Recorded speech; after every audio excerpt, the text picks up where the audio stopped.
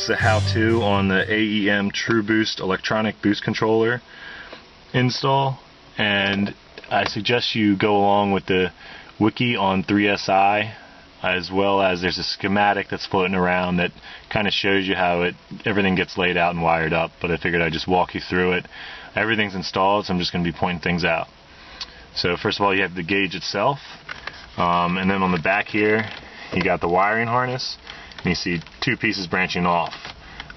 First, this runs under the dash and hooks into the ignition wires. You can go on stealth316.com and he'll show you exactly which wires you should be hooking into for this purpose. So basically, when the key's to on, you want the gauge to come on.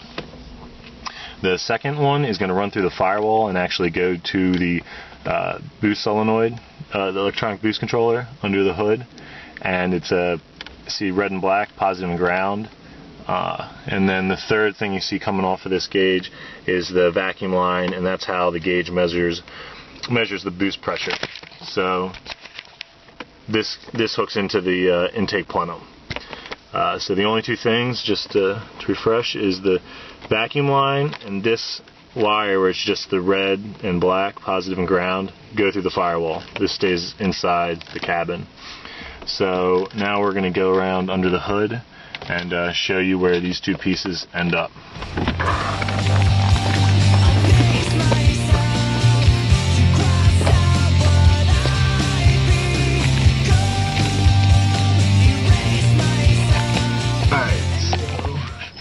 Basically what we're seeing here is this is the vacuum line that you saw that connects to the gauge, runs through the firewall, hooks into the plenum right here, and measures the pressure that's going into your intake.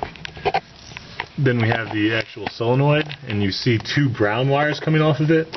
That's what the red and black wire that we run through the firewall hook into. And basically it doesn't matter which one goes to which.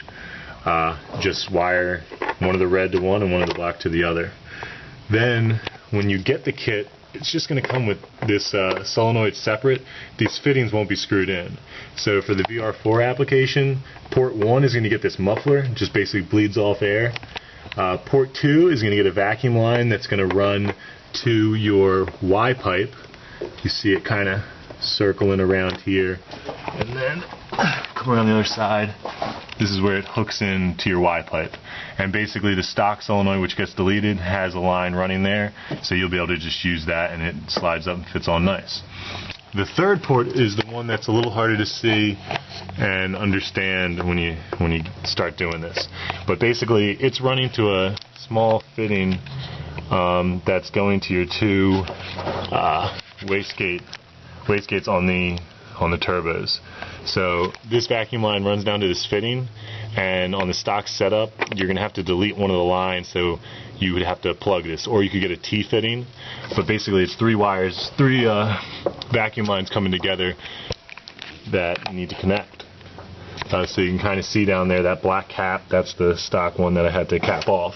And if you do that, I suggest putting some super glue on it, because they do like to shoot off if you're building enough pressure and it's not on there tight and snug. So that's basically it. Again, if you have any questions, your best bet is the wiki on 3SI. There's a lot of stuff on the forums, and there's also a schematic that I'll post up with the video, which gives a pretty clear description. But this is definitely a do-it-yourself mod, and you can go from the stock 9 psi up to 12 or so, and just watch out for that knock. Alright, thanks guys.